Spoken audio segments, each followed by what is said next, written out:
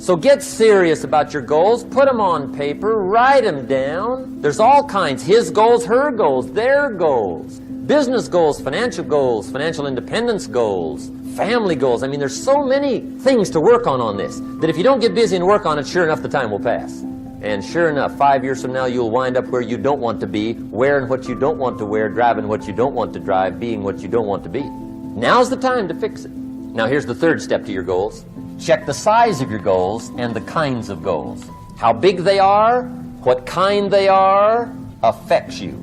And here's one of the important phrases of the evening. Your goals are affecting you, whatever they are. Your goals affect your handshake. Your goals affect your attitude, personality. Your goals affect the way you walk, the way you talk, the way you dress. All day long, we're being affected by our goals. Now, some people have goals, but they have such lousy goals. The effect is bad. I asked a guy one time, what are your goals for this month? The guy said, look, if I could just scrape up enough money to pay these lousy bills.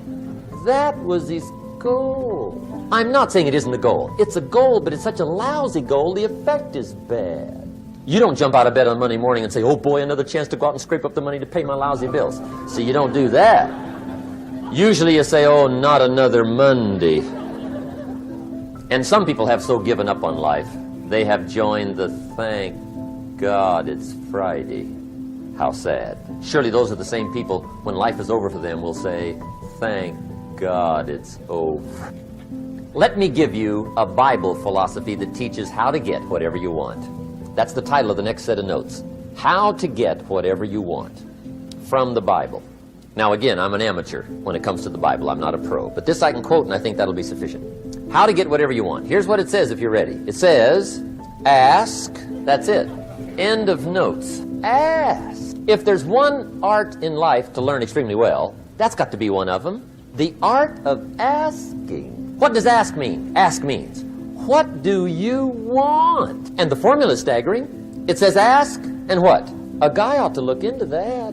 He says, yeah, but you work where I work by the time you struggle home. It's late. You got to eat a bite of supper, watch a little TV, get to bed. You can't sit up half the night. Ask, ask, ask. And the guys be... See, you've got to be better than a good worker. You've got to be a good asker. Now, let me give you 3 key points on asking and receiving. This can do it.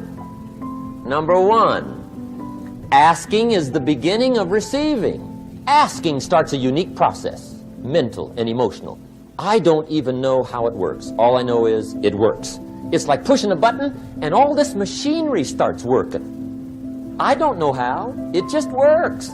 There's a lot of things you don't need to know how. Just work them. Self-confidence comes from the lack of neglect. If you will not neglect to do the small, daily disciplines, that's where self-confidence comes from. Part of good health is self-confidence. I know I'm going to be healthy. I take the Herbalife products. I eat the apple a day. I walk around the block. I do the jogging on the beach. At the end of the day, when you've really poured it on and you've done all the stuff, self-confidence grows. That self-confidence affects your health, it affects your future, it affects your psyche.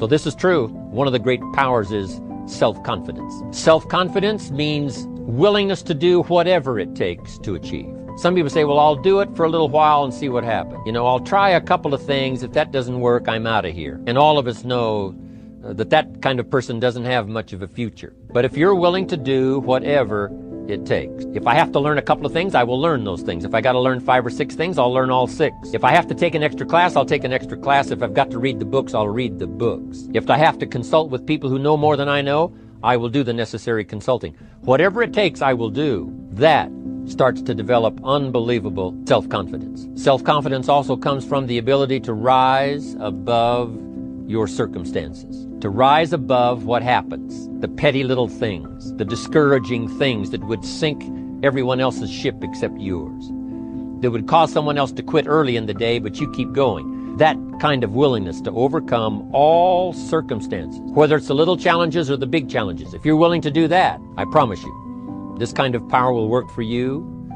and in you, the variable, it'll make a difference. The third on the list I had was enthusiasm. And here's what I wrote about enthusiasm. Enthusiasm that's powerful is mostly enthusiasm that is enthusiasm inside. 90%, 10% outside. We all know what the enthusiasm is like when somebody lets us see their enthusiasm, which is like the 90%, and only 10% of it is inside. But the enthusiasm that really affects people is not just being loud, but the enthusiasm that runs deep, the enthusiasm that comes from deep inside, created by self-confidence, created by purpose, created by genuine willingness to help other people.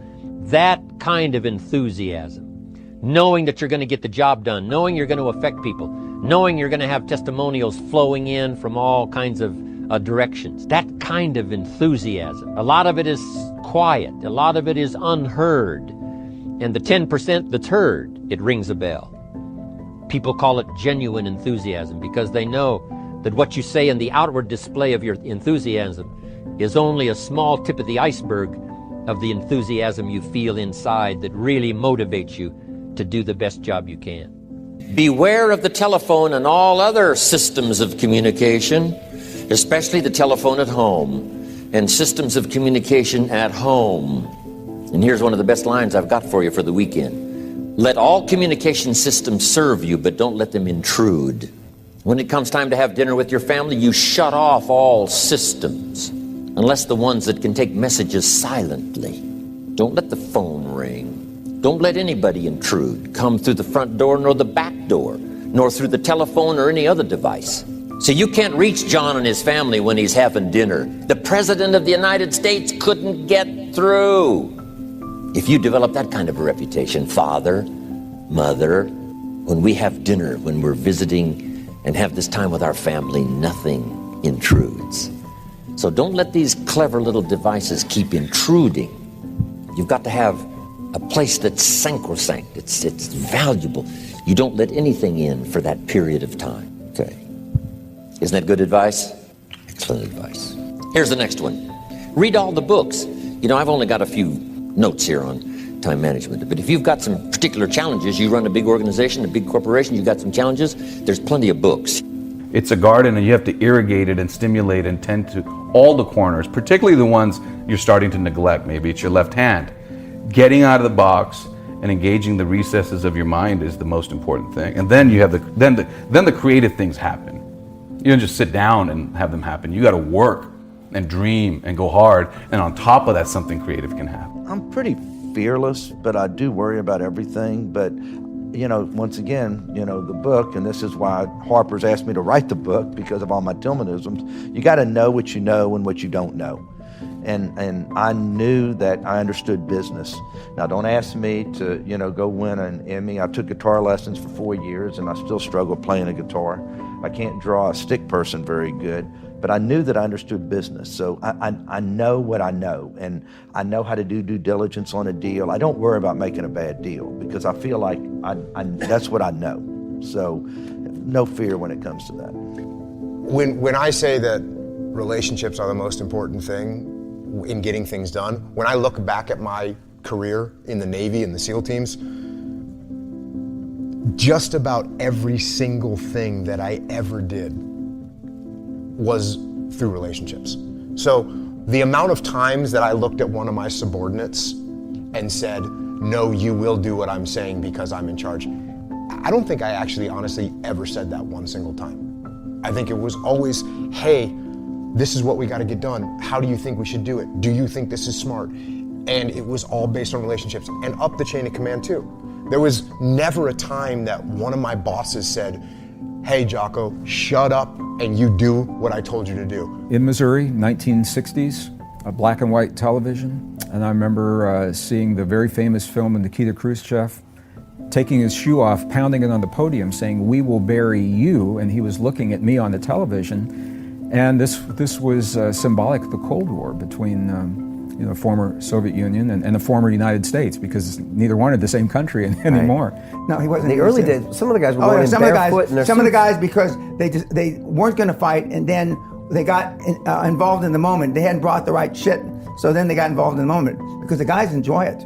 But one of the reasons we came up with the boxing is because before we started the boxing, we had 4 fights and 3 seminars of the guys duking it out. I go to sleep. They never fight when I'm awake. I go to sleep. We say, Sally and I say goodnight. And then in the morning we find out. My PhD dad, he says, what do you think I am, made of money? I can't afford that. And my rich dad would say, that's why he's poor.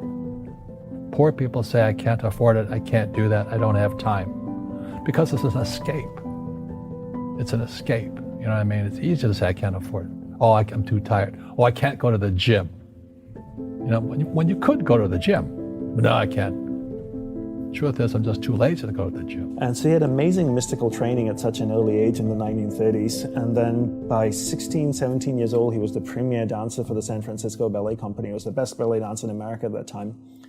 Decided to quit at the peak of his career when he was about 18 years old, 18 or 19. Jumped on the first ship to sail from San Francisco, from America to